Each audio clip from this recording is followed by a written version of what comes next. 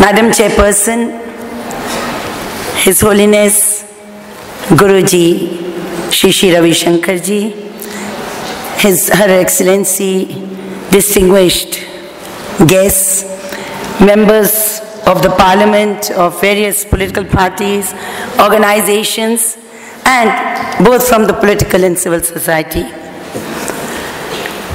I am highly honored that with the blessings of Guruji I have been able to attend this very prestigious conference of women. And before I start or pick up the issues of women, I would like to thank Guruji for bringing peace and harmony in his own way, not to thousands but millions of people across the world. Guruji is not only a spiritual leader, because India excels in spiritualism. Our culture is based on spiritual values.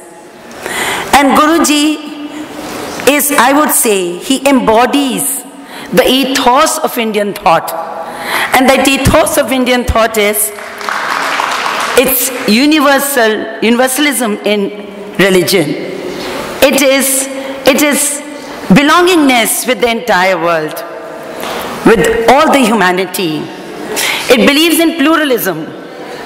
And Indian thought is what Guruji is there for us. So I feel for 3,000 years what Indian philosophy has taught us is here before us, with the pranam to him.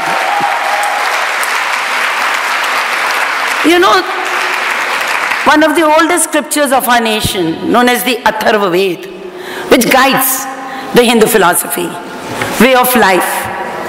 It says, I will quote because it's in Sanskrit, Mata Bhumi Putro Aham Prithviya. The whole world is our motherland and we are children of the earth. And that is why 60 nations are represented in this hall, in this auditorium. We are in our own ways empowered. We are in our own ways representing different sections of the society. We are in own ways somehow crossed hurdles to reach where we are today. Maybe family support, maybe our own inspiration, maybe our own tenacity.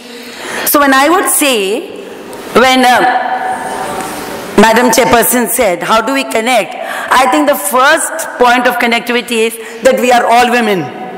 And our sex is there. The sex connects us, our sensitivity connects us, and our tenacity connects us. We are tenacious. We know how to face situations. And therefore, today when we all sit here in this great hall of spiritual values, I was just thinking, there are not one, I think I must have attended scores of conferences internationally, nationally as well.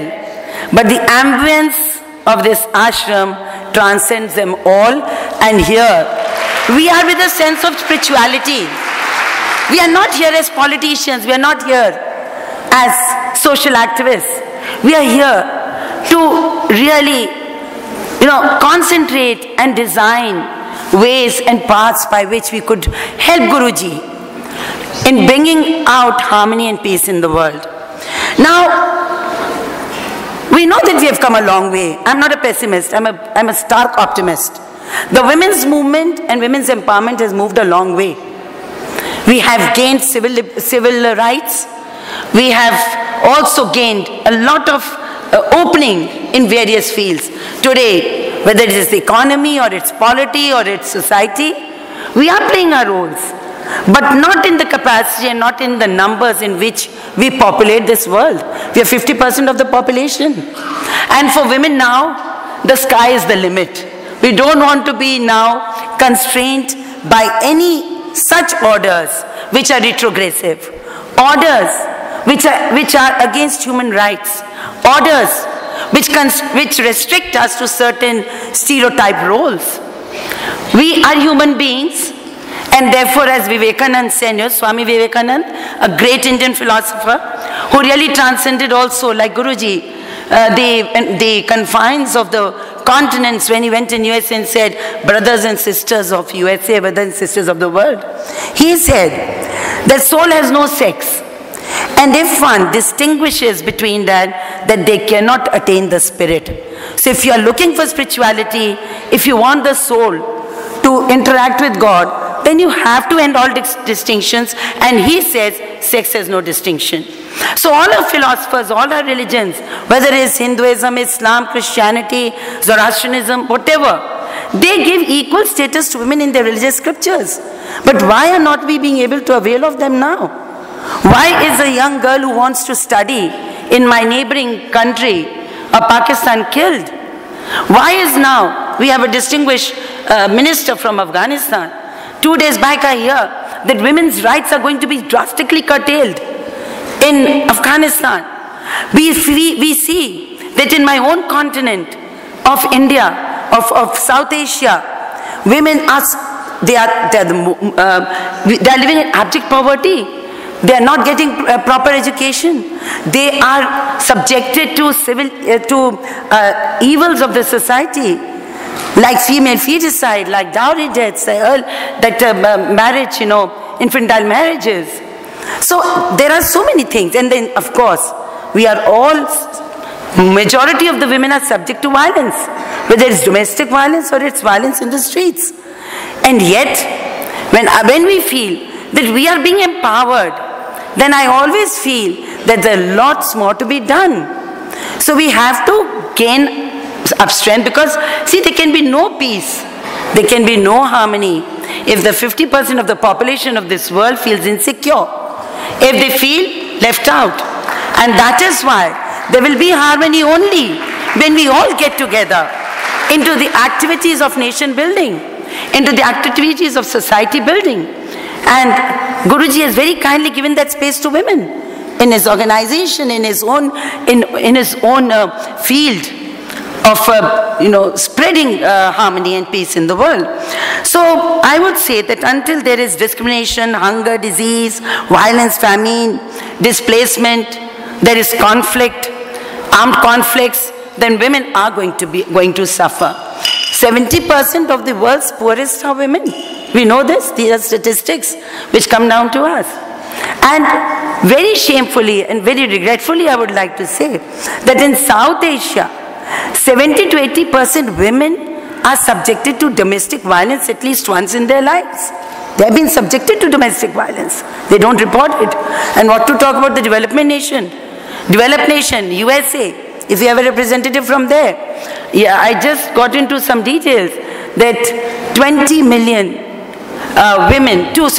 million women in USA were subjected to domestic violence when, this is the statistics of the year 2010. So we see that whether it's rape or whether it's molestation or whether it's kind of violation of a woman's modesty in a workplace, harassment in workplace, or whether it is child abuse, everywhere woman is the first and the worst victim of all these crimes.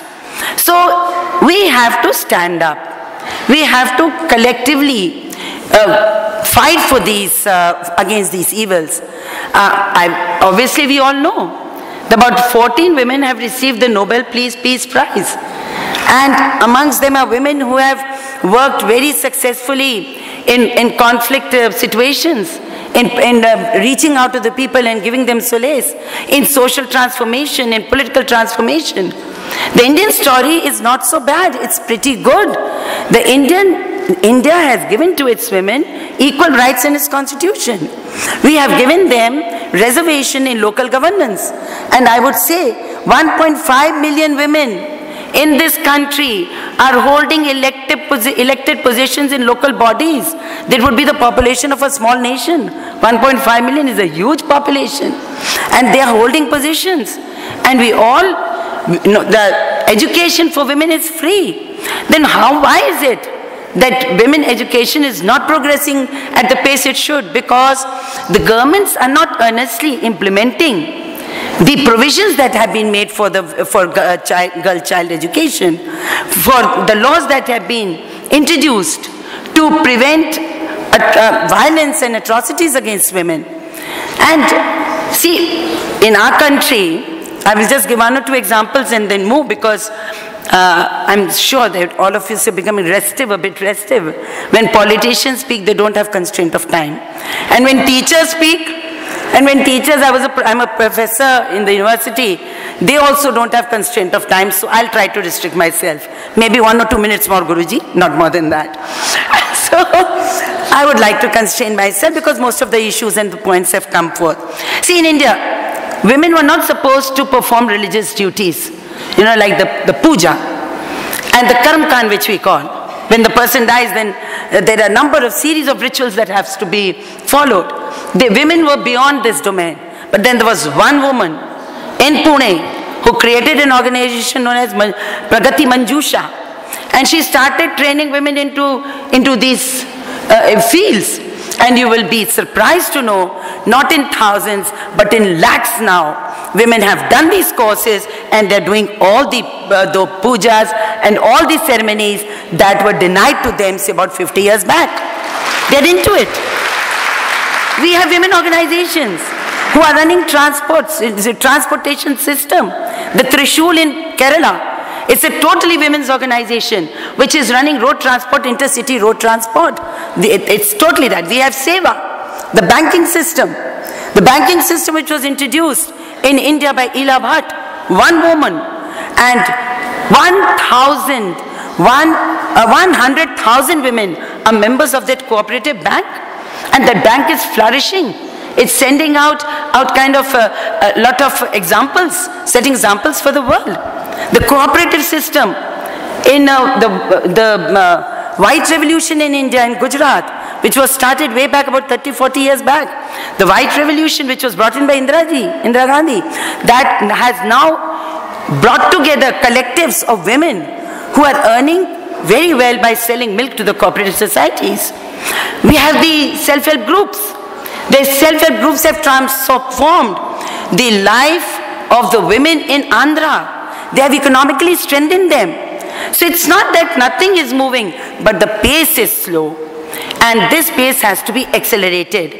And I'm sure that with Guruji's blessings, the way it's over 40,000-45,000 girls are being tutored, are being educated free of cost by the ashram. Courses have been introduced for various sections of the people. But one orientation course I would like you to please introduce. That is, you must introduce an orientation camp for men. To change their male psyche. What we need at the moment is, what we really require is to change the mindset of men. I could see such a tall leader who has been ex-prime minister probably. He was shaking when he was here. And he said he has never seen so many women. Sir, you're going to see more and more and more women in the coming days. And what we really require is to reorient the men. And to please tell them, we are human beings. Tell them that if we are weak in body, we are very resolute in mind. Please tell them that God has created all as equals. Every scripture says that. Every philosophy says that. Please tell them to respect our human rights. And with this, I end my presentation. And I'm sure that all of us from here, we are vibrant women. We are strong women. We are committed women. And with Guruji's blessings, without a guru, nothing can transform. You need a guru. And here is His Holiness, who binds us all into one string.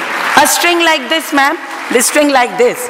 Let us all collectively make this world more beautiful, more cohesive, and more livable. Thank you so much.